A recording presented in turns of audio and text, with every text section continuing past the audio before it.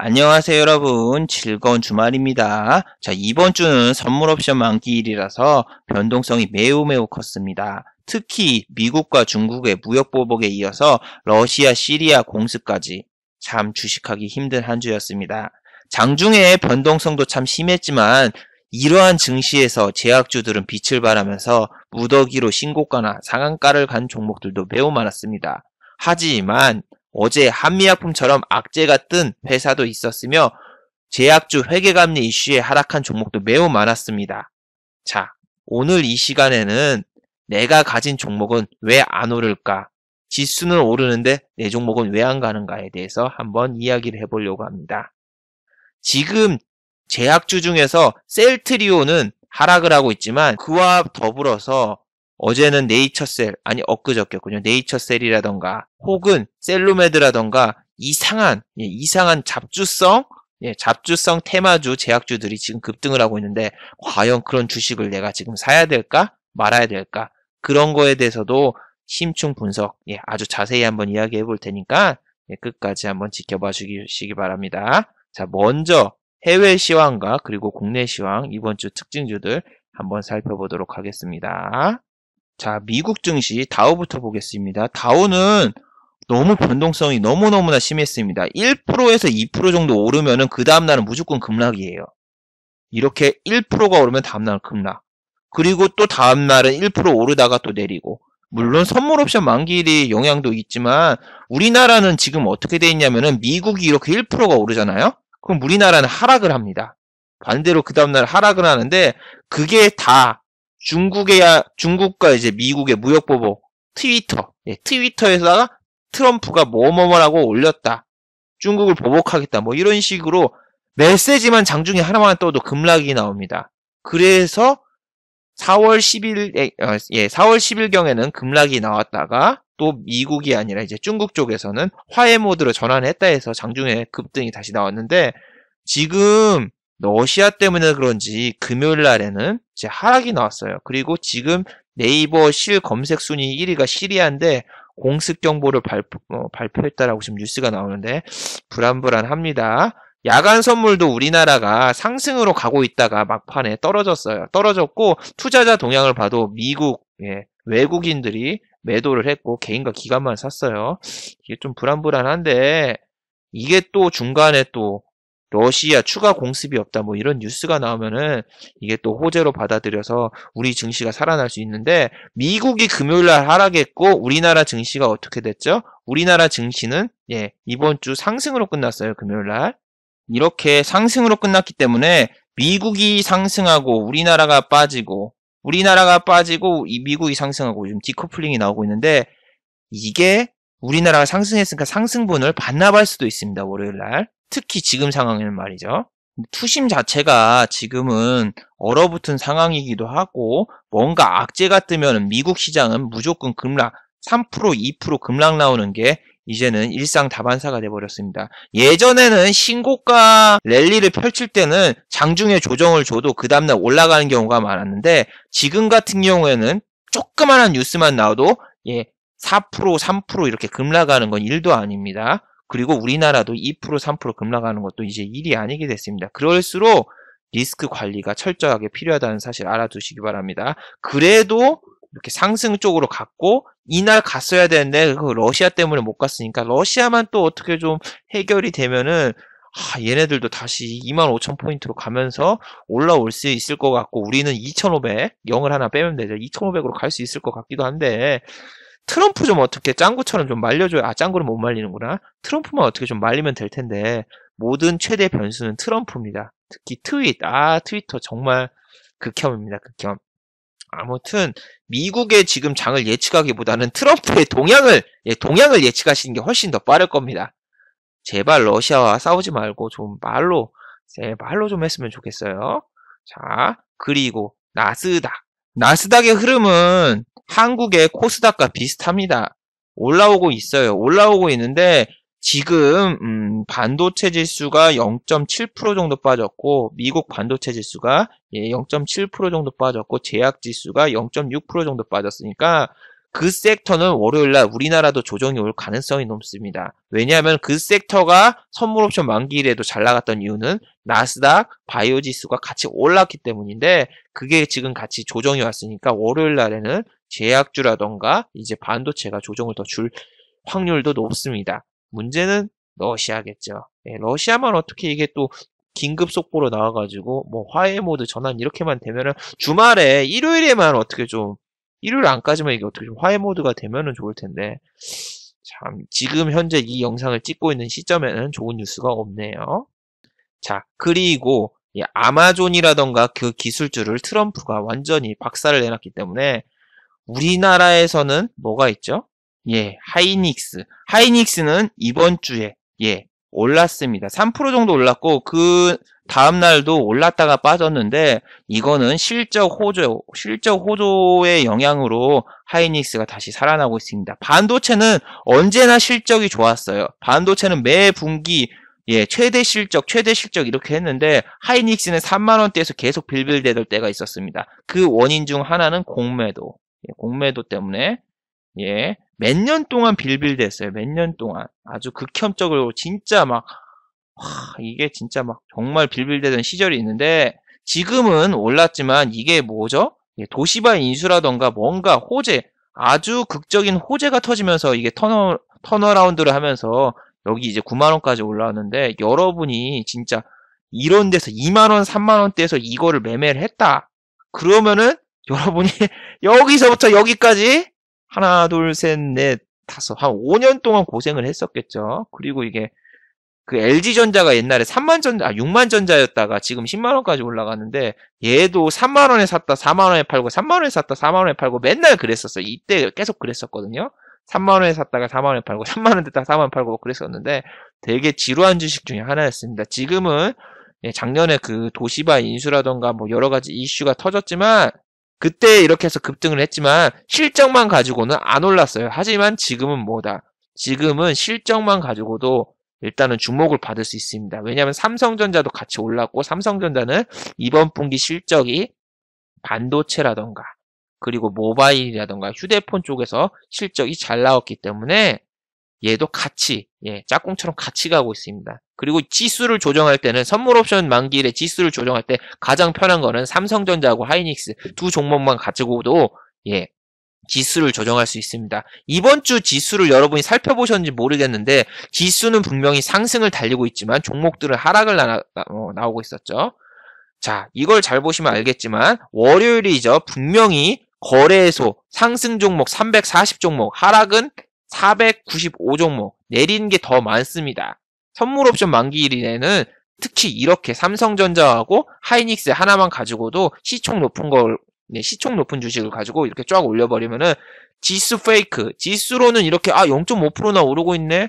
오늘 지수가 좋은가? 근데 왜 내 종목은 안 나가지? 이렇게 생각하는 경우가 많은데 다 이런 겁니다. 시총 높은 종목 갖다가도 지수만 좋게 만들 수 있어요. 자, 그리고 자, 우리나라 코스피 지수를 보죠. 아주 지루합니다. 박스권에 gat혀가지고 빠져나오질 못합니다. 2400 정도 갔다가 2450에서 2430 여기만 계속 왔다 갔다 하는데 여기에서 가려면은 미국이 같이 가줘야 돼요. 다우하고 같이 따라가려면 좀 이렇게 빵하고 쳐놔야 되는데 미국이 지금 1%에서 2% 오르잖아요. 그럼 그 다음날 우리나라 안 가는 경우가 뭐냐면은 다음날 갑자기 또 뭐야 중국과 화해 모드가 아니라 뭐 중국을 또 보복하겠다 뭐 이렇게 얘기가 나오면서 선물이 자꾸 빠져버립니다. 미국 선물이 같이 빠지면 우리나라 증시에도 조정이 이렇게 오는데 이거를 제가 또 찍어놨는데 이게 지수가 이렇게 빵 올랐잖아요. 미국이 이렇게 빵 올랐는데 우리나라 그 장 시작하니까 이렇게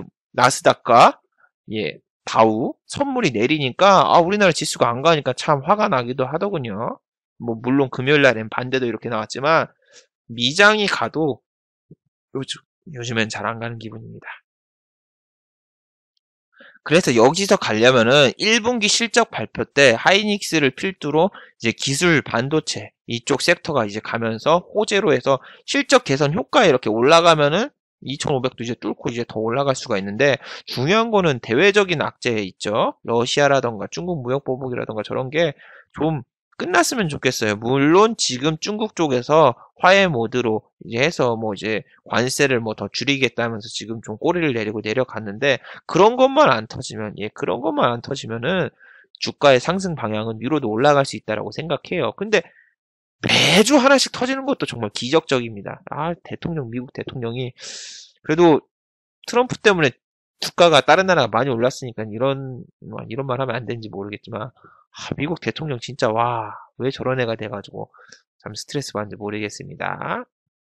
자, 아무튼 다음 주는 여기를 이제 좀 터치하러 이쪽을 2450을 뚫으러 가느냐 안 가느냐 그것 좀 한번 잘 살펴보시기 바랍니다. 지금은 너무 지루해요, 지루해. 그래서 대형주는 먹을 게 별로 없고 오히려 코스닥은 잘 나가고 있죠. 코스닥 같은 경우에는 제약주가 뭉쳐있기 때문에 제약주를 필두로 지금 상승 가닥을 잡고 나스닥이랑 똑같이 올라가고 있습니다. 자, 나스닥이 이렇게 똑같이 올라가고 있고 선물 옵션 만기일에도 불구하고 다 빨갛죠. 하루 빼고 다 빨갛고 이날은 잠깐 내렸어도 이날은 뭐 급락 나온 종목들도 있었지만 그래도 그 다음날 그 갭을 메고 다 올라갔습니다. 그래서 코스닥은 되게 좋아 보이고 코스피는 글쎄올시다 이 정도입니다. 왜냐하면은 지난번에 코스닥이 아니라 코스피가 2600을 달리고 있어도 코스닥은 어땠죠? 600에서 700포인트를 달리고 있었습니다. 이제 갈 때가 되긴 됐는데 매번 900포인트를 찍자마자 내려오고 하는데 여기서 또 내려갈 것인가 여기서 또 올라갈 것인가 그거는 며느리만 합니다. 며느리도 몰라가 아니라 참 트럼프의 손에 달렸습니다. 트럼프도 있지만 제약주가 실적 발표 시즌에는 실적이 안 좋을 거라고 예상을 하고 제약주가 무너지기 시작하면 코스닥은 같이 무너집니다. 코스닥의 시총 높은 종목 중에서 셀트리온이 코스피로 옮겨갔지만 그래도 코스닥의 중심은 제약과 바이오입니다. 제약과 바이오가 무너지는 순간 코스닥도 같이 무너지니까 참고하시기 바랍니다. 참고하시기 바래요. 자, 그리고 어제 이슈 종목 중 하나였던 한미약품 또 터졌습니다. 정말 지겨울 정도로 또 터졌네요. 이번에는 뭡니까? 한미약품 첫 신약이 개발 중단이 됐다는 소식입니다. 얘네는 지금 한 5번째네요. 늑장 공시에다가 내부자 거래에다가 그 다음에 임상 실패 그거를 뭐 설날 전에 이럴 때 징검다리 휴일에다 넣다더라던가 안 좋은 것만 계속 나오네요. 안 좋은 것만 계속 나오는데 지난번에 4월 10일 정도로 제가 기억하는데 그때는 뭐 신약 개발을 한다고 해가지고 주가가 엄청 올랐죠, 여러분. 여기 이제 불확실성 해소에다가 임상 이게 뭐 그러면서 주가가 지난번 한미약품 사태가 일어났을 때에 비해서 이렇게 다시 올랐단 말이에요. 한미약품이 얘는 모든 제약주 악재는 얘가 제일 많이 터지는 거예요. 얘 왜 이러냐?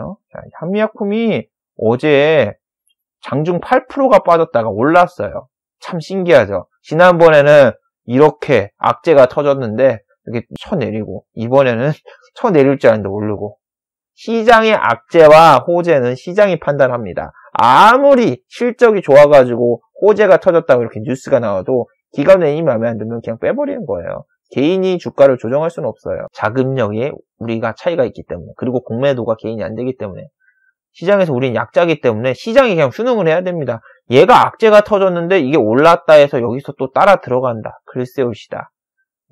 글쎄올시다입니다. 이게 또 올랐다고 해도 이거를 공매도로 또 이용할 수가 있습니다. 대차거래도 있고 그 다음에 공매도로 또 이용할 수가 있기 때문에 여기서 이렇게 다시 턴해서 올라가서 또 상승할 것이다 보다는 이렇게 빠져나올 틈을 줬을 때 여러분 빠져나오는 게 제일로 좋습니다. 왜냐하면 선물 옵션 만기일은 아니었지만 지난번에 하이닉스도 그랬죠. 하이닉스 제가 매매를 했었지만 선물 옵션 만기일에는 이 변동성이 심합니다. 3월 15일이 선물 옵션 만기일이었어요. 3월 15일날 선물 옵션 만기일이라서 이렇게 밀어버렸는데 이렇게 올라왔잖아요. 장후에 끝날 때쯤 막판에 쳐 올렸는데 결국에는 3월 19일날 이렇게 탈출할 수 있는 기회를 한번 줬죠. 기회를 이렇게 줬는데 여기서 내가 목표가를 갑자기 9만원이 아니라 9만원에서 10만원으로 갑자기 목표가를 올리면서 야 이거 더 가겠구나 뭐 이런 생각으로 이거를 홀딩했으면 여러분 여기서 급락 맞은 거겠죠. 9만원짜리 주식이 8만원까지 뚝 떨어지면서 괴로운 나날을 보내게 됐겠죠. 중국 무역 보복도 하고 FTA도 뭐 반도체 다 끝장내버린다고 하는데 이거 어떡하냐 하면서 정말 막 불안에 떨면서 주식을 했을 텐데, 이렇게 탈출 기회를 줬을 때 여러분 탈출하는 게 더 좋습니다. 아까 한미약품이 지금 다음번에는 주가가 어떻게 될지 모르겠는데 이렇게 안 됐을 수도 있단 말이에요. 이렇게 주가가 턴을 안 했을 경우가 되게 많아요. 두산중공업이라던가 뭐 여러분 되게 많이 보여줬잖아요. 악재가 한번 떠가지고 뭐 어떻게 됐어요? 여기서 악재가 터졌었죠. 여기서 무슨 악재가 터졌냐? 여기서는 그 필리핀에 있는 원전을 취소했다. 이런 악재가 터졌는데 갑자기 또 올랐어. 왜 올랐냐? 베트남에 원전을 짓겠다. 그럼 이거 2만 원 가는 건가? 가자! 막 이렇게 막 머릿속에 막 이제 드림, 행복회로를 막 가동했을 거 아니에요. 이거 2만 원 간다, 2만 원 간다, 2만 원 간다. 그런 생각을 했을 거 아니에요. 근데 한 번 빠져나갈 기회를 줬는데도 불구하고 주가는 더 내려갔습니다. 망한 거죠. 물론 여기서 이렇게 더 갈 수 있지만 얘를 보세요. 얘가 주봉, 월봉이든 연봉을 보든 얘는 거의 10만 원짜리가 옛날에 더 넘었던 걸로 아는데 제가 알기로는 10몇만 원이었어요. 2008년도에 10몇만 원이었던 걸로 기억하는데 10만 원짜리 주식이 만 원이 됐는데 이게 여러분 장기적으로 봐도 좋은 게 없어요. 왜냐하면 우리나라 원전을 안 짓겠댔잖아요. 아이고 죄송합니다. 19만 원짜리였네요. 19만 원짜리였는데 만 원이 돼버렸는데 이렇게 장기적으로 하락 추세가 있는 종목은 굳이 매매할 필요도 없고 지난번에도 말해드렸죠. 이런 종목들의 특징은 공매도가 끝이 없어요. 공매도에서 대차장고가 감소가 되는 게 아니라 대차장고 계속 늘어나고 무슨 호재가 터지든 말든 매매하는 비율 거래량 대비해서 30% 40%가 공매도예요. 그러면은 여기서 거래되는 주식의 반은 다 가짜라는 거예요. 가짜. 대차장고 계속 늘어. 왜 호재가 터졌는데도 공매도라던가 대차장고가 감소를 안 할 건가? 잘 생각해보세요. 얘네가 더 빼버릴 생각이 있다라는 의지를 보여주고 있습니다. 이런 수급도 믿을 게 못 되는 게 얘네가 여기서 15,000원에서 샀으니까 얘네가 더 끌어올리겠지 생각을 했지만 얘네는 14,000원 됐는데도 다 팔아버리죠. 어머 왜 팔지? 얘네는 미쳤나? 이 종목이 아니어도 얘네는 수익을 낼 수가 있고 반대로 얘네는 평단가가 여러분이 생각하는 것보다 엄청 낮습니다. 엄청 낮기도 하고 두 번째 또 뭐가 있습니까? 대차를 해줄 수 있어요. 주식을 기관이라든가 외인한테 빌려주고 그걸로도 돈을 벌 수 있습니다. 개인과 달라요. 그래서 악재가 터지고 이게 다시 턴하는 주식을 찾아보면서 내가 가진 주식도 지금 악재가 있지만 장기적으로는 우상향할 것이다. 이렇게 행복회로를 가동하면 안 돼요. 여러분은 돈이 없어요. 이런 데서 뭐 다시 물타기해서 빠져나올 수 있을 것 같지만 이런 데서 물타기 하면은 더 쭉쭉쭉쭉쭉 빠져가지고 지옥행 특급 열차로 가는 경우가 더 많습니다. 저번에 말씀드렸죠. 이번에 금호타이어. 금호타이어도 이거는 뭐 5만원대 물리신 분도 있다는데 이거는 지수와 무관하게 지수가 이게 뭐예요 여러분. 지수가 뭐 2600을 가든 말든 상관없어요. 얘는 계속 내렸으니까. 이번에 상폐될 뻔했다가 겨우 살아났지만 지금 뭐 하겠어요 얘. 얘도 52,000원짜리 주식이 이만큼으로 갔어요. 왜 이렇게 됐냐? 이쪽에서 대우건설 인수 있죠. 인수를 하기 위해서 금호그룹에서 금호타이어 지분을 투입했죠. 하지만 어떻게 됐다? 리먼 사태가 갑자기 뻥 터져가지고 망했어요. 그래서 뭐 워크아웃도 신청하고 회생 절차도 하다가 좀 살아나는가 싶더니 중국에서 사드 보복도 있었고 중국에서 뭐 가짜 고무라던가 뭐 나쁜 고무를 사용한다라는 그 소문이 돌면서 순식간에 금호타이어는 무너졌습니다. 무너졌죠. 무너지면서 주가가 회복을 못하고 결국에는 상폐가 되느냐 마느냐 하다가 이번에 또 다른 외국 회사로 팔려나갔죠. 팔려나가서 겨우 이렇게 유지되는데 악재가 이런 데서 터졌을 때 그냥 5만원 내서 뭐 45,000원에서 이렇게 손절해줬으면 얼마나 좋았겠어요. 내가 만약에 400만원을 가지고 있었어도 얼마야 지금 6,000원이면은 400만원짜리 만약에 내가 5만 최고가에 샀다 520만원 딱 100주를 샀어봐. 520만원 가지고 있는데 10년 뒤에 이게 6,000원이면 얼마가 된 거예요 여러분. 6만원이 된 건가? 진짜 6만원 됐네? 이렇게 될 수도 있으니까 여러분이 이런 주식을 가지고 있다고 생각하지 아까처럼 이렇게 턴한다고 생각하지 마세요. 턴해서 내가 가진 회사의 기업의 가치는 변하지 않는다. 이렇게 하면서 손절을 늦추면 안 됩니다. 뭐 위대한 투자 대가 뭐 워렌 버핏 씨가 뭐 손절을 안 하는 게 아니라 뭐 기업과 함께 하는 거다 뭐 이렇게 얘기했다고 해가지고 여러분이 손절을 넣치면 안 돼요. 분명히 워렌 버핏 아저씨도 손절한 걸 제가 몇 번이나 보여줬죠. 그리고 워렌 버핏 아저씨 책 보시면 알겠지만 본인은 월마트라던가 아니면 코카콜라 같은 생필품 자기가 아는 주식에만 투입한다고 했지 IT라던가 전자기기에는 미래가 없고 희망도 없다면서 뭐 애플이라던가 뭐 이런 거 스마트폰 관련주는 거의 부정적으로 보셨어요. 부정적으로 봤는데 지금은 애플에 1조 원을 투자하고 본인이 선택을 잘못했다. 애플 알리바바에 더 투자했어야 된다. 이렇게 나옵니다. 그리고 워렌 버핏 아저씨 같은 경우는 원유에 투자를 했다가 망했어요. 망한 게 아니라 손절 쳤습니다. 예. 왜냐하면 본인도 주가가 아니라 이제 석유값이 $100 이하로 빠질 리가 없다고 생각했지만 빠졌어요. 그리고 워렌 버핏 말고도 뭐 제시 리버모어라던가 뭐 존 템플릿이라던가 이런저런 뭐 주식 대가가 있잖아요. 그분들도 그런 얘기를 했잖아요. 기업의 가치가 그대로라고 생각하는 게 아니라 기업의 가치가 훼손이 되고 주가는 계속 내리고 있는데 그 주식을 가지고 있는 사람은 정말 부끄러운 사람이다 하면서 손절의 중요성을 분명히 이제 가르쳐 줬단 말이에요. 다른 책을 봐도. 근데 본인이 생각하는 거는 이 회사의 가치가 훼손이 되고 주가가 하락하고 있는데 이 회사의 가치는 변함이 없고 주가는 단기적인 악재고 회복이 될 것이다. 이렇게 행복회로를 가동하시는 분이 너무 많아요. 그래서 지금 시장에서 엇박자 한 번만 딱 타버리면은 남들 수익 내고 있다고 해도 내게 계속 내리고 엇박자 타버리면은 거기서 그냥 주식 인생이 끝나요. 참 안타깝습니다. 그런 걸 보면은. 자, 그리고 중국 소비주라던가 화장품, 항공주 여러 가지 잘 나가고 있는 섹터가 있지만 지금 항공주 같은 경우에는 어떻게 됐나요? 항공주는 매번 얘기했지만 유가와 큰 관계가 있습니다. 유가가 오르지 않는다. 유가가 내리고 있다면 항공주한테는 호재입니다.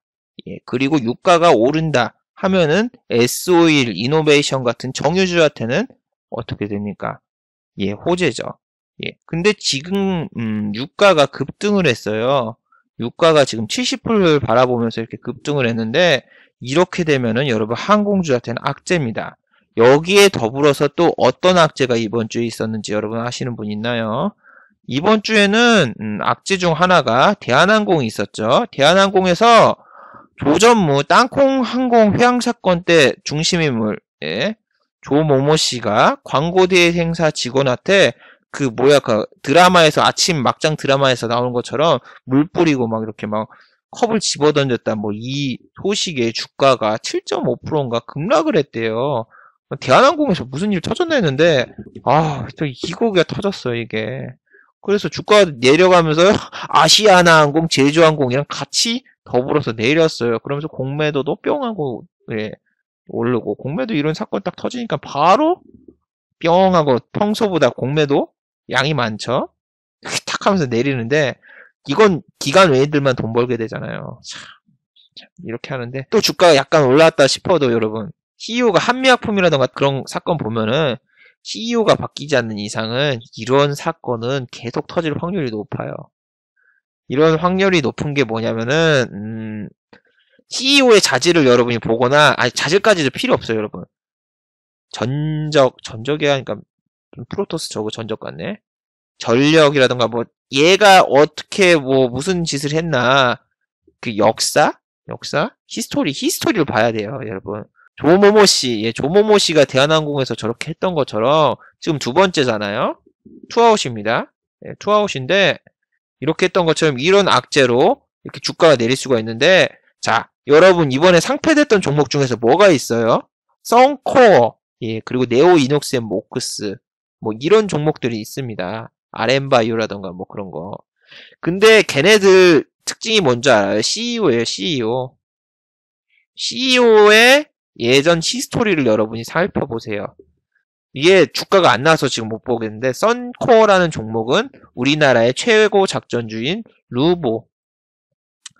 루보라는 회사의 대표이사였죠. 그리고 이름만 바꾼 겁니다. 썬코어. 그리고 네오이녹스 앤 모크스는 무슨 회사였습니까? 네오 아레나라는 게임 회사인데 뭐 중국 관련주가 오르기 시작하니까 뭐 중국 변기통 사업, 화장품 사업 뭐 어쩌고저쩌고 한다고 하면서 대충 뭐 뉴스 몇 개 띄우더니 주가를 뭐 1,000원짜리 주가를 7,000원까지 띄웠던 희대의 사기극의 주식이었습니다. 이런 주식도 있었어요. 이런 주식도 있었고 이번 주에 네이처셀 상한가 갔죠. 네이처셀이 하한가를 2번 맞고 이제 또 반등을 했어요. 근데 뭐 CEO가 페이스북인가? 페이스북 SNS에다가 그 이상한 거 뭐 일본에다가 뭐 한다 그런 거 뉴스 하나 올리고 그냥 상한가 뿅 하고 가버리던데 다 먹튀하죠. 상한가 보내고 얘네들 미국인이야 외국인이야 이런 애들 다 먹튀했죠. 뭐 기관 여기 있다고 해도 얘가 누군지 알아요, 여러분? 얘가 RN바이오라는 그 회사의 대표이사였어요. 이 회사 어떻게 됐다? 결국 상폐됐습니다. 근데 얘네들의 공통적인 특징을 하나 보여줄게요. 특징을 하나. 정말 재밌어요, 여러분. 자, 네오이녹스 앤 모크스가 상폐되기 직전에 여러분을 꼬셨을 때 중국의 석유회사의 회장, 대표이사로 선임이 되면서 100억 원 가까이 자금을 지원받는다. 이런 뉴스를 띄웠어요. 봐봐. 사내 이사 선임, 사명 변경, CL 인터내셔널 변경, 왕강, 뭐 중국 이렇게 해서 중국의 이슈를 이렇게 딱 싸면서 상한가 보내고 그리고 먹튀하고 튀었어요. CEO가. 자, 그러면은 썬코어, 이런 애들은 어떻게 했나? 사우디 왕자랑 사진 한 장 찍고 자금 유치 받는데요. 이러고 튀었어요. 상패. RN바이오. 중국 줄기세포 시장 진출하면서 이렇게 사진 한 장 찍고 망했어요. 짜자잔. 얘네들 다 웃기지 않아요? 이게 계약 공시나 뭐 그런 거 하나도 없고 사진 한 장 갖다가 주가를 상한가를 보내버려요. 상한가 보내고 지는 다 팔고 튀고 그 다음에 종목은 상폐당하고. 이런 게 얘랑 이 사람이 네이처셀 대표예요. 근데 여러분은 이런 CEO를 믿고 그 회사에 투자를 하겠어요? 저는 네이처셀이 아무리 상한가를 가든 뭐라든 그 매매 버튼에 손이 안 갑니다. 아무리 단기적으로 매매를 한다고 해도 이런 종목은 믿음이 없으니까 내가 마음 편하게 주식을 해야지 이런 주식 사가지고 상한가를 먹든 매프로를 먹든 별로 그렇게 좋을 것 같지가 않아요. 그리고 이렇게 지금 뭐 셀로메드도 여러분 오르고 있는데 셀로메드도 상한가 같죠. 얘는 무슨 신약 개발 뭐 어쩌고저쩌고 하는데 맨날 유상증자에다가 얘가 4월 16일인가 2016년 4월 10일인가에도 뭐 감자 유상증자 전문입니다. 그리고 재무제표를 보세요. 얘가 뭐 임상실험 뭐 돌입 뭐 신약 개발 그게 중요한 게 아니라 제약주의 미래를 생각해도 이 재무제표를 보세요. 정상이냐고요. 근데 이거 상한가 같다고 이걸 좋아해요? 안 따라 들어갑니다. 안 따라 들어가. 4월 10일인가에도 급락이 나왔어요. 그 감자하고 유상증자 했었죠. 감자하고 유상증자가 이렇게 딱 나오는데 잠시만요. 급락 종목 신저가 갱신 뭐 이런 식으로 나오잖아요. 감자, 유상증자 뭐 이런 게 나오기 때문에 얘가 상한가를 갔다고 해도 저는 따라 들어가거나 그러지 않습니다. 그리고 이렇게 급등한 주식을 한번 먹으면은 계속 저런 주식만 찾게 되는 안 좋은 습관이 생겨요. 안 좋은 습관. 여러분이 한번 실수를 하거나 크게 때려 맞은 게 있으면은 반성을 하고 다음번에 저런 거 안 당해야지 생각을 합니다. 근데 다시 HTS를 키고 매매를 하면은 앞에서 내가 마음을 먹었던 거를 다 까먹게 돼요. 다 까먹게 되고 이 돈이 걸려 있으니까 손절 버튼에도 손이 새우깡은 가는데 안 간다니까. 안 가게 되면서 또 똑같은 실수를 반복하게 됩니다. 저렇게 급등하거나 저런 종목은 짧게 보거나 뭐 그럴 수도 있지만 저런 종목을 매매하는 사람들, 고수들은 저런 종목을 해요. 지금 고수들 중에서 제약바이오 매매하는 사람 어디 있어요? 투자대회도 그렇고. 하지만 저는 이번 연도 들어가지고 제약바이오에 손을 딱 한 번밖에 안 댔어요. 삼천당제약 잠깐 한 번 했지 매매한 적이 한 번도 없어요. 제약바이오 아니고도 충분히 수익을 올릴 수가 있어요. 근데 더 벌고 싶으면 저쪽에 가서 해도 되죠. 근데 여러분이 자기 실력을 평가해보세요. 내가 만약 마이너스 30%나 마이너스 60%를 맞았으면은 이걸 복구할 수 있는 능력이 되는가? 그 생각을 해보세요. 저 같은 경우에도 지난번에 뭐 힐러리라던가 트럼프 당선 막 그 대통령 선거할 때 100만 원인가 때려 맞았죠. 되게 큽니다. 왜 마이너스 100만 원이 왜 크냐? 내 원금이 300만 원인데 3분의 1을 때려 맞은 거 아니에요. 이날 있잖아요. 제 디지털킹.net 이 블로그에 가보시면은 제 매매일지가 옛날 게 있는데 하루에 150만원, 100만원이 아니라 150만원이었네요. 죄송합니다. 이렇게 손절을 했어요. 내가 힐러리가 당연히 될 줄 알았는데 트럼프가 당선되면서 OCI 베팅했다가 150만원에 날라갔죠. 그리고 하루 만에 복구를 시켰습니다. 스캘핑을 무려 20번을 해서 여기서 때려 맞았던 거를 다 복구했어요. 하루 만에. 그리고 연승가도를 달리면서 복구를 했는데 이때 생각한 게 뭐냐면은 차라리 이런 종목 안 하고 가만히 있었을 걸. 가만히 있었으면은 몸도 힘들지 않고 그냥 괜찮았을 텐데. 옛날에는 나도 제약바이오가 잘 나가고 있다면 당연히 그 섹터에서 놀았습니다.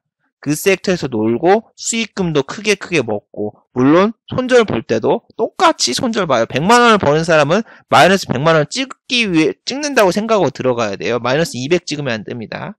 똑같이 이렇게 벌 때하고 날릴 때하고 더 차이가 있어야 돼요. 그렇기 때문에 저렇게 손절 치고도 다시 복구를 했지만 저 때 너무 힘들었었어요.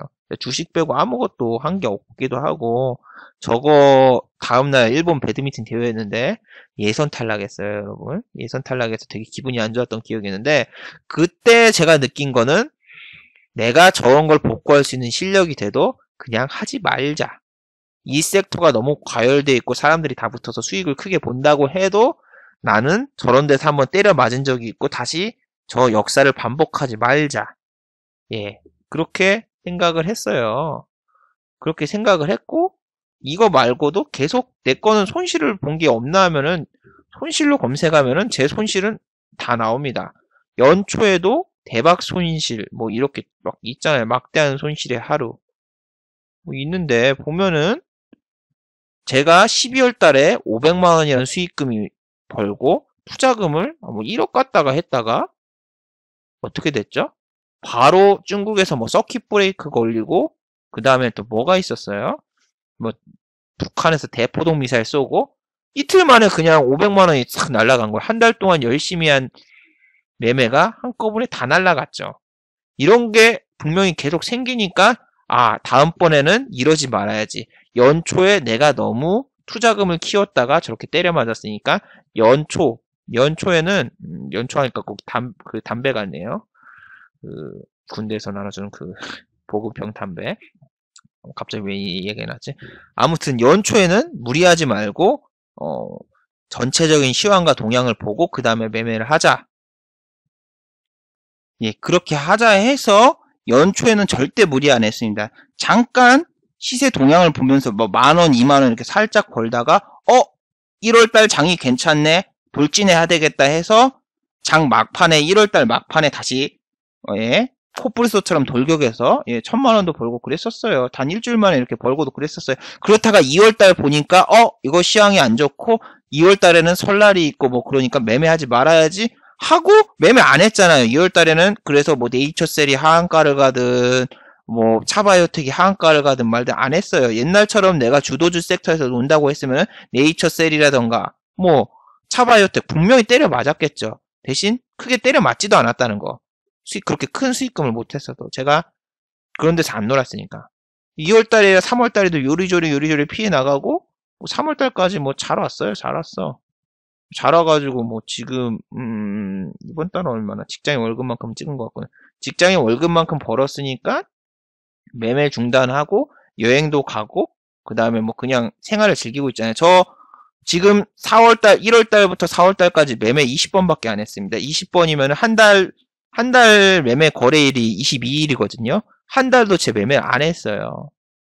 한 달도 채 매매를 안 하고 1000으로 세팅을 하고 수익금이 1500이 찍혔으니까 수익률이 1600 정도 찍혔나? 그러니까 수익률이 한 160% 이렇게 나와도 다른 사람 지금 엄청나게 막 매덕 벌고 막 그런 사람들이 있단 말이에요. 그런 사람들에 비하면은 진짜 아무것도 아니에요. 저 정도 수익금이면은 별거 아니네 이렇게 생각하는데 주식 시장에서는 지금 살아남은 사람도 거의 없고 90% 이상이 꾸준한 수익이 없어요. 꾸준한 수익이 없고 잠깐 단발적으로 크게 벌었다가 그 다음엔 아예 돈 다 날리는 사람들이 또 너무너무나 많아요. 작년에도 어떤 분이 뭐 탄핵 시즌에 안철수 관련주를 사서 20%를 먹고 반기문 테마주 들어가서 반기문 대선 출마 안 해서 마이너스 60 찍어가지고 그냥 시장에서 퇴출돼 있어요. 그런 것처럼 시장에서 큰 수익을 바라는 게 아니라 살아남아 있어야 돼요. 오래 살아남아 있는 게 중요한 거예요. 살아남은 자가 강한 거다. 뭐 그런 얘기도 있잖아요. 그런 것처럼 저도 그냥 잘하는 사람이 뭐 고수 그런 것도 아니라 시장이 아직 살아남은 생존자인데 제 생존 비법은 그거라는 거예요. 이렇게 셀로매드든 뭐든 실체가 없이 뉴스 찌라시 하나, 사진 찌라시 하나에 그냥 가고 실적은 안 받쳐주는 주식은 잘 안 한다는 거. 해도 데이 트레이딩으로 잠깐 먹고 나온다는 거. 뭐 그런 겁니다. 그런 겁니다. 이런 거 한번 먹으면은 여러분 계속 똑같은 것만 찾아다녀요. 그리고 결국에는 하한가 한번 때려 맞죠. 2005년도 때도 2005년도에도 똑같았어요. 제약주가 그때부터서 시세 초입이었고 그때부터서 미친듯이 올랐어요. JW 중해제약 같은 경우는 상한가를 한 3번 갔나? 얘도 막 엄청나게 갔는데 결국엔 마지막에 하한가로 그냥 하한가 몇 방 우두두두 가면서 떨어졌죠. 이런 애들을 보면은 과거 전적이 있단 말이야. 과거 전적이 있으니까 이제 제약주가 너무 올랐구나 그러면은 쳐다보지도 말아야지 뭐 이런 식으로 돼요. 얘가 뭐 이런 주식들이 아무리 올라도 볼래요? 2015년 이때잖아.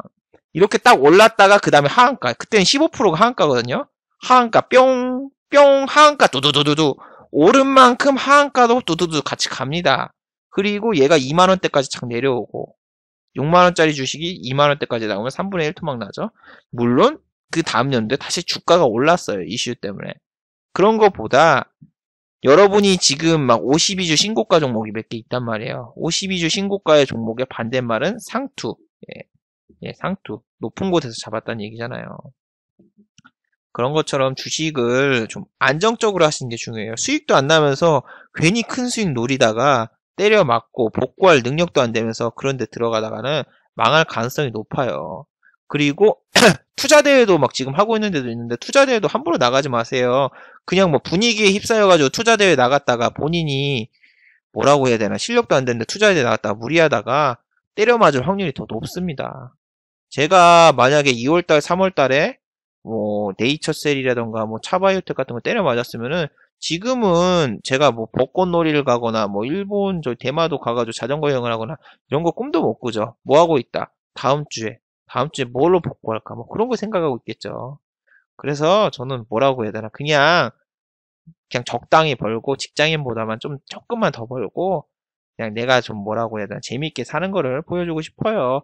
여러분이 일반인들한테 뭐 월 1000계좌, 월 2000계좌 이런 거 찍어서 보여줘봤자 별 반응도 없어요. 일반인들은 아유 그 도박하네 뭐 이런 식으로 하거나 야 그래 그럼 네 오늘 밥 사라 뭐 이런 얘기만 하지 좋은 소리 못 듣습니다. 근데 사람들이 뭐 이거 크게 한탕 먹고 주식 그만둬야지 뭐 이렇게 하는데 크게 한탕 먹으면 여러분이 그만둘 것 같아요. 한 번만 더 해봐야지 하다가 또 개처물리고 그 다음에 이제 퇴출된 경우가 많죠. 정신이 없네요. 제 지난달 주력 종목이었던 TA홀딩스는 이번에도 또 똑같은 패턴이었습니다. 매주 보여주는데 얘는 항상 상위거래원에 메릴 린치가 있습니다. 메릴 린치가 있고 그 다음에 메릴 린치 여기 보시죠. 얘가 장 후반까지 끝까지 수급이 들어와도 다음날 아침부터 다 팔아버리거나 아니면은 그날 오후에 다 팔아버린다.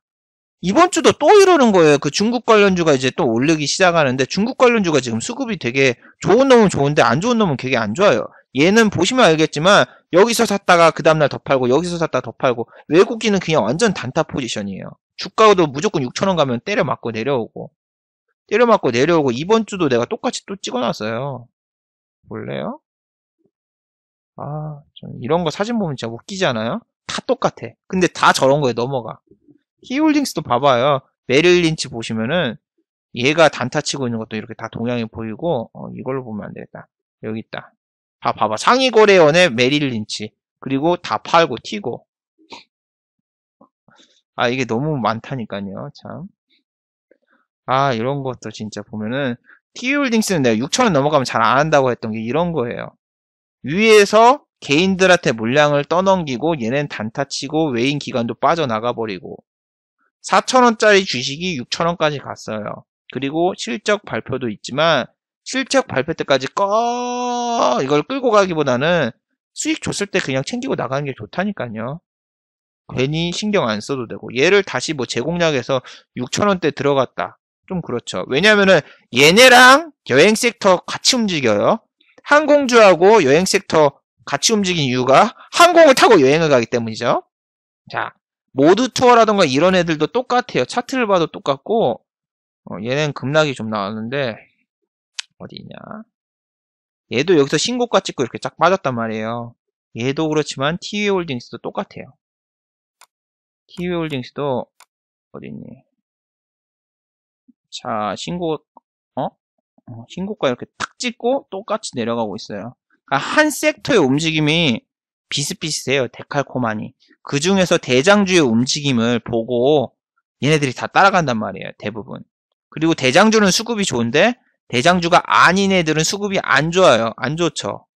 중국 관련주에서 중국과도 영향이 있는데 제이코스메틱이라든가 이런 애들은 수급이 어때요? 수급이 괜찮게 이렇게 오고 주가도 오르고 있지만 중국주 중에서 뭐 화장품이라던가 뭐 이런 것 중에서 막 개잡주 같은 거는 한국 화장품이나 수급이 안 좋아요. 예. 보세요. 같은 중국주인데 안 가잖아요. 수급도 안 좋고 모르겠어요. 안 오르지. 같은 화장품인데. 코스메카였나? 코스메틱이었나? 코스메카? 코스맥스? 다 비슷비슷해서. 코스메카 코리아. 다 똑같죠? 쭉 올렸다가 먹튀하고. 특히 선물 옵션 만기일에는 이런 게 너무 심해요. 수급 안 좋잖아요. 먹튀하고. 뉴스발에 수급이 안 좋은 게 너무 많아요. 뉴스 다 띄워놓고 중국 뭐 이제 관련해서 이제 다 오른다 이렇게 해놓고서 얘네들은 다 매집해놓고 이제 팔기밖에 안 한다니까요. 그러니까 옥석 가리기가 진짜 중요합니다. 그렇다고 여러분이 이런 종목 사세요, 저런 종목 사세요. 전 절대 얘기 안 합니다. 왜? 나한테 도움되는 게 없으니까. 여러분과 저와 이제 주식 시장에서 만나면 서로 적입니다. 내가 만약에 주식을 10,000원에 샀다. 그리고 20,000원에 팔았다. 그럼 누군가는 그 20,000원에 물려있는 거예요. 비트코인처럼 누구는 뭐 43층, 53층에 물려있고 누군가는 탈출해서 나왔고 그런 겁니다. 누군가가 와서 물어줄 때까지 기다려야 되는데 그것도 똑같습니다. 좋은 종목이 있으면 내가 매매하고 내가 수익을 내지 왜 남들한테 추천을 해주고 리딩을 하겠습니까? 상식적으로 생각하세요.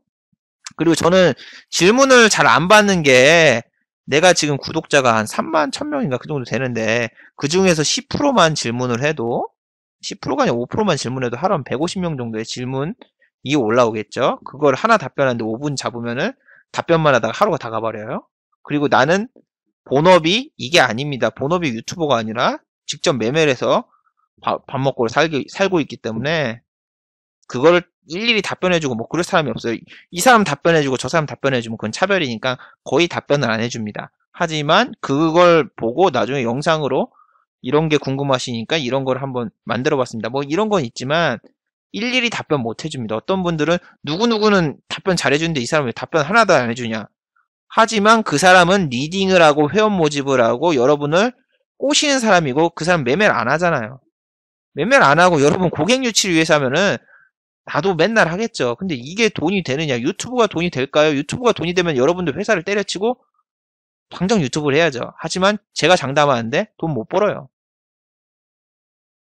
매번 보여주는 것 같지만 제 카드 명세서입니다. 4월달 250만원. 두 개예요. 카드가 두 개. 400만원 합계해서 한 700만원이 썼습니다. 제 이번 달에 산 거. 스튜디오 조명 그리고 이번에 대마도 자전거 여행 때 유튜브 촬영용 카메라 한 100만원 주고 또 샀어요.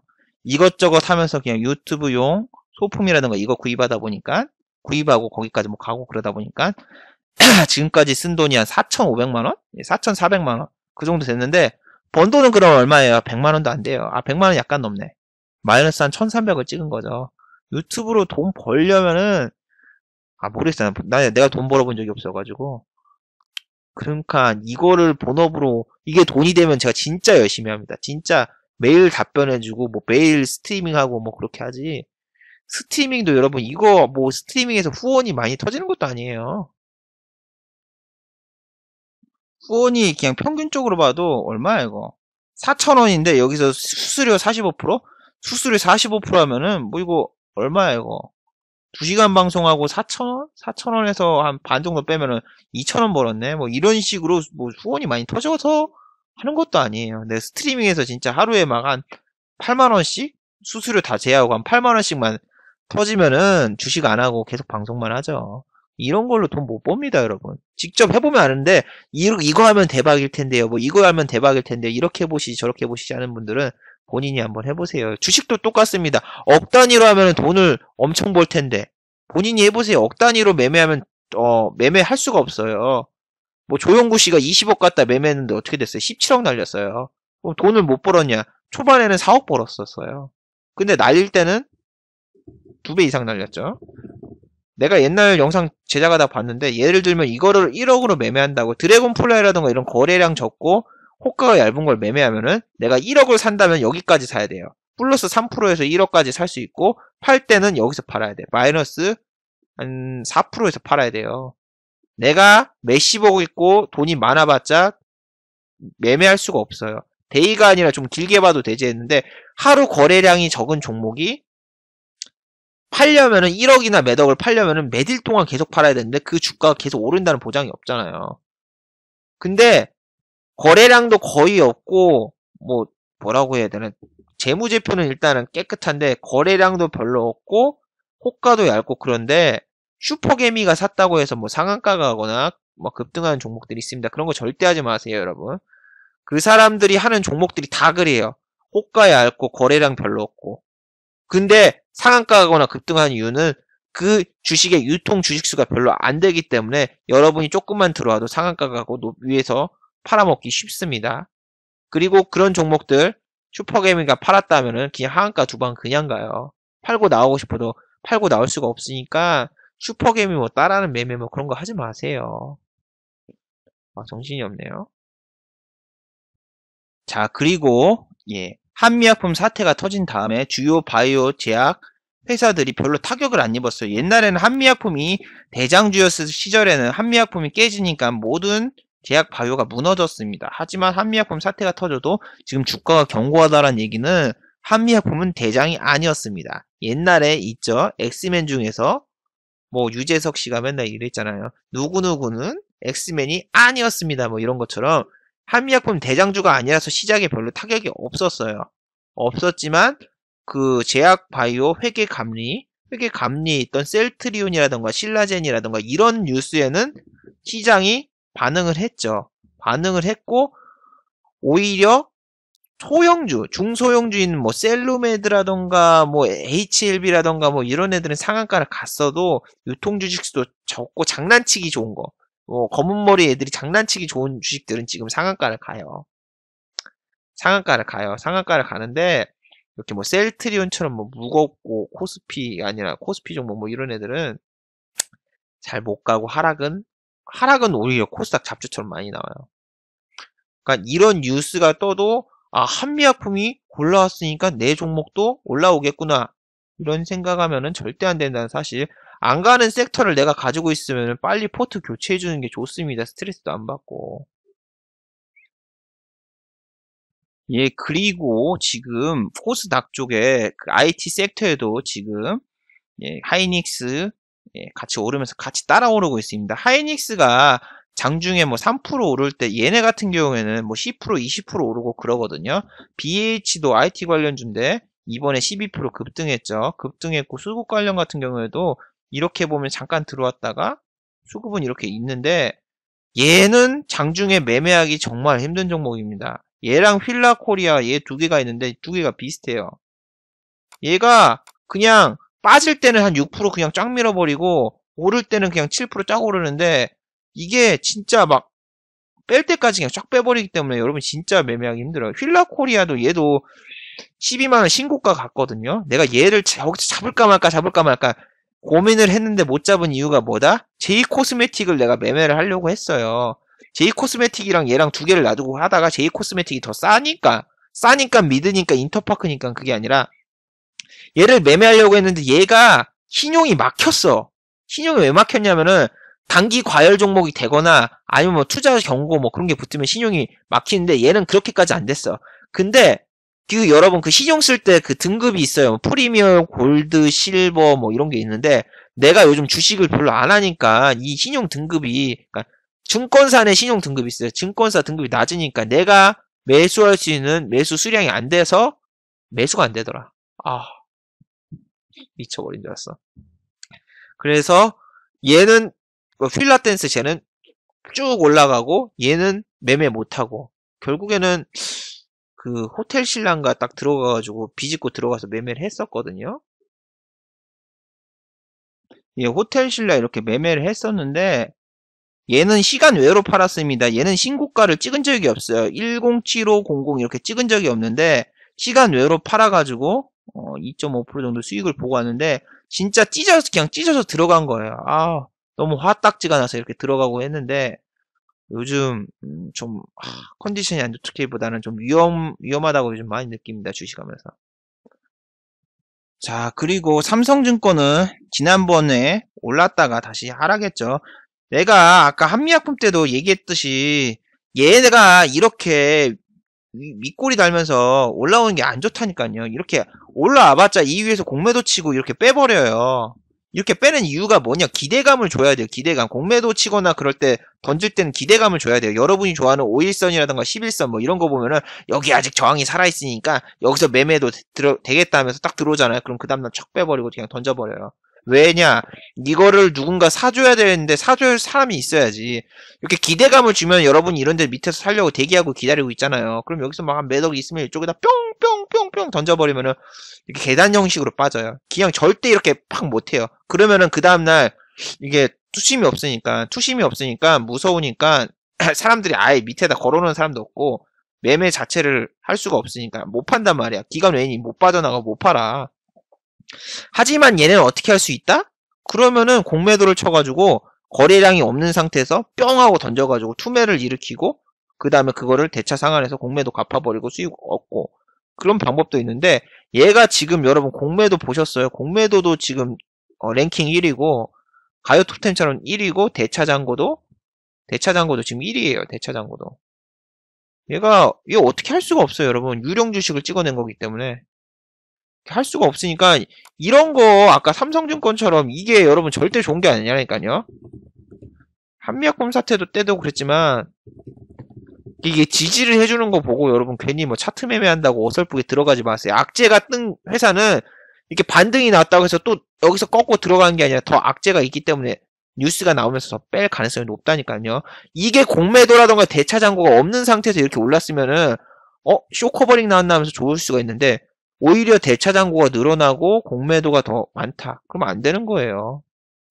이거 보고 어떤 사람이 왜 이렇게 차분하게 얘기하냐는데 나는 뭐라고 해야 되나. 우리나라 주식시장을 그렇게 좋게 보지 않기 때문에 이런 사건이 터져도 터질만하다. 뭐 이런 적으로 생각해요. 옛날부터 그랬잖아요. 뭐 이딴 나라가 어딨냐고. 그렇기 때문에 이런 거 여기서 탈출기에 분명히 줬어요. 2% 안에 탈출기에 줬는데 본인이 안 나갔으면은 여기까지 빠지면 할 말이 없는 거예요. 이거는 뭐 청원이나 그걸 해도 될까요? 이거 한미약품 사태 때도 뭐 내부자 거래한 사람 잡아라 뭐 해라 뭐 했는데 그냥 흐지부지 끝나고 뭐 그 걸려봤자 여러분 벌금 2억이에요. 벌금 2억으로 그냥 끝나. 퇴직에 줄 수 있는 벌금이 2억이기 때문에 몇 천억의 수익을 올려놓고 2억 달라면 그냥 주고 말죠. 이거 뭐 삼성증권도 이거는 참 증권주하고 뭐라고 해야 되나 증권주하고 은행주는 원래 잘 안 하는데 아이고 참 이런 거 들고 있는 사람도 참 마음고생이 심하겠습니다. 근데 어떻게 할 수 있겠어요. 우리나라 시장이 진짜 이 그지 같은 게 이게 보면은 지금 시간이 너무 됐네. 내가 지금 대마도를 가봐야 되는데 시간이 이렇게 되니까 이제 정리를 하고 끝내도록 하겠습니다. 자, 내 종목은 대체 왜 안 오르는 건가? 이거에 대해서 얘기를 정리를 해볼게요. 요점 정리. 자, 1번. 내가 매매하는 회사의 CEO의 과거 전적을 봐라.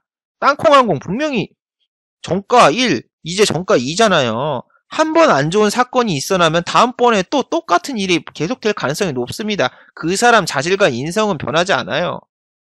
여러분 벙커링도 3번 나오는 것처럼 똑같은 사건이 분명히 또 터질 수가 있어요. 그래서 CEO의 자질과 인성 뭐 이렇게 안 좋은 사건이 터진 그런 회사는 주가에 큰 영향을 줄 수 있기 때문에 CEO가 누군지 꼭 확인하고 사세요. 아까 네이처셀, 그리고 뭐 네오이녹스앤 모크스, 썬코어 이력 다 있어요. 그 사람들 이력이 있는데 단순히 찌라시 보고 그 주식을 샀다. 반성해야죠. 자, 2번 내가 매매하는 섹터가 상승 쪽인가 하락 쪽인가 보세요. 제약주는 상승 쪽이죠. 그리고 뭐 지금 뭐 못 나가는 주식 뭐 철강이라던가 뭐 FTA라던가 자동차 관련주는 죽쓰고 있죠.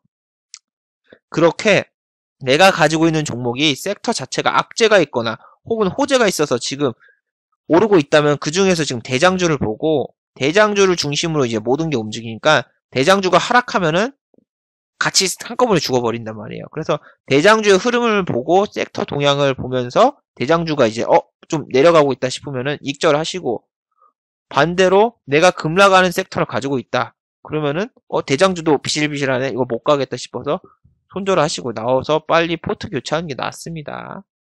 3번 현재 시황에 맞게 코스피보다는 코스닥 탄력주로 가시는 게 좋습니다. 맛집 맛이 되네. 자, 코스피 대형주는 지금 잘 안 가고 있죠. 그리고 움직임도 매우 느리고 있어요. 다우도 마찬가지지만. 하지만 코스닥 관련주는 이게 뿅 하고 상한가 가는 것도 많고 신고가 랠리라는 종목도 많습니다. 근데 이거는 인과응보죠. 이전에 코스피 2600 갈 때 코스닥 600에서 700 빌리면서 있다가 이제 900 갈까 말까 하고 있는데 이제는 코스닥이 훨씬 더 탄력이 좋으니까 여러분이 코스피 코스닥 아까 보셨죠? 하이닉스 4% 오를 때 BH 12% 올랐습니다. 같이 코스피 종목을 연관해가지고 그 섹터의 코스닥 종목을 매매하는 게 수익률이 더 좋습니다. 예. 그렇기 때문에 그 시황에 맞춰서 코스닥이 좋으면 코스닥 쪽, 코스피가 좋으면 코스닥 쪽, 이렇게 그렇게 맞춰서 매매하세요. 괜히 뭐 액면가 50원, 뭐 액면가 100원인 뭐 코스닥 종목 안 한다, 뭐 이렇게 생각하지 마시고 유연하게 하셔야 돼요. 유연하게, 유연성처럼. 자, 마지막은 항상 똑같습니다. 제 채널의 블로그라던가 아니면 여기 디지털킹.net 사이트에 들어와 보시면은 뭐가 있다. 예, 제 블로그가 있는데 제 블로그에 보시면은 이렇게 밑에 텍스트 광고가 있습니다. 예, 텍스트 광고가 있으면은 클릭 좀 해주시면 감사하겠습니다. 전부 다 클릭하시면 안 돼요. 그럼 무효 클릭이 되니까 한 번만, 두 번만, 뭐 그 정도만 클릭해 주시면 감사하겠습니다. 이거 클릭한다고 해서 뭐 1000원이 들어오나 2000원이 들어오나 천만의 말씀, 만만의 콩떡 1원, 2원 들어옵니다. 티끌 모아 티끌이에요. 예. 그리고 유튜브 광고도 마지막까지 시청해 주셔야지 10원이라도 아니 1원이라도 들어오니까 마지막까지 좀 시청 좀 부탁드립니다. 다들 수고하셨고 저는 이제 대마도로 떠나서 다음 주 이제 장이 어떻게 될지 모르겠네요. 근데 지금 아니다 이것까지 해볼까? 나중에 좀 해볼까? 지금 시간이 없어가지고 내가 대마도 여행 기간 중에 예약 매수라던가 예약 매도를 걸어가지고 매매를 해볼까도 지금 생각 중인데 이거는 매매를 해볼까가 아니라 그 영상의 재미를 위해서 대마도 자전거 여행은 대마도에서는 여러분 핸드폰도 안 터지거든요. LTE도 당연히 안 터지고 인터넷 자체가 안 되는 곳이 되게 많습니다. 그렇기 때문에 이런 데서는 뭐 주식이나 그런 걸 볼 수가 없는데 내가 그 영상의 재미를 위해서 대마도 자전거 여행 기간 중에 예약 매수 예약 매도를 걸어놓고 갔다 와서 결과가 어떻게 됐을까 뭐 그런 거를 한번 만들어 볼까 했는데 괜히 이거 하다 돈 날릴 것 같아. 지금 러시아 뭐 시리아 뭐 폭격한다고 하고 있으니까 보류를 할지 어떻게 할지 그날 좀 봐서 아무튼 잡소리였습니다. 자, 이번 주는 제가 대마도를 가기 때문에 라이브 스트리밍이나 그건 없어요. 다들 즐거운 주말 되시고 다음 주도 성투하시기 바랍니다. 수고하셨습니다.